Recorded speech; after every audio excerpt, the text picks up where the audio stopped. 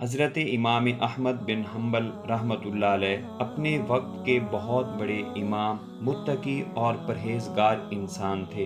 آپ کے تقوی کا یہ عالم تھا کہ بغداد میں رہنے کے باوجود اس سرزمین کی گندم کی روٹی نہ کھاتے تھے، بلکہ موصل سے آٹا منگوا کر اس کی روٹی بنا کر کھایا کرتے تھے، اور فرمایا کرتے تھے اس زمین کو حضرت عمر رضی اللہ تعالیٰ عنہ نے غازیوں کے لیے وقف کیا ہے۔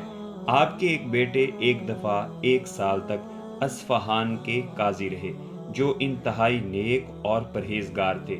دن کو روزہ رکھتے اور رات کو قیام کرتے تھے، لوگوں کے درمیان ہر طرح سے انصاف کرتے تھے۔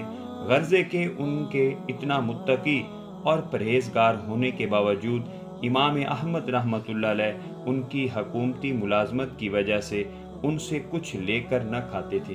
ایک دن حضرت امام صاحب کے لیے روٹی پکائی جا رہی تھی کہ خادم کو اس کے لیے خمیر کی ضرورت پڑی۔ اس نے تھوڑا سا خمیر آپ کے اس صاحبزادے سے لیا اور روٹی پکا لی۔ آپ کے سامنے جب روٹی لائی گئی تو آپ رحمۃ اللہ علیہ نے پوچھا کہ یہ روٹی کیسی ہے؟ خادم نے جواب دیا کہ خمیر آپ کے صاحبزادے صالح سے لیا گیا ہے۔ آپ رحمۃ اللہ علیہ نے فرمایا کہ اس نے 1 سال تک اصفہان میں عدالت کی ہے، اس کی روٹی میرے حلق کے قابل نہیں ہے، اسے لے جاؤ۔ خادم نے پوچھا کہ پھر اس روٹی کو کیا کریں؟ آپ نے فرمایا کہ اسے رکھ دو، جب کوئی سائل آئے تو اس سے کہہ دینا کہ خمیر صالح کا ہے اور آٹا احمد کا، اگر پسند کرتے ہو تو لے لو۔ وہ روٹی 40 دن تک پڑی رہی، کوئی سائل ہی نہ آیا۔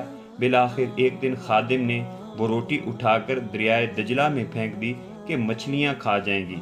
آپ کو جب اس کا علم ہوا تو آپ نے دریائے دجلہ کی مچھلی کھانا چھوڑ دی کہ شاید اس مچھلی نے اس روٹی سے کچھ کھایا ہو۔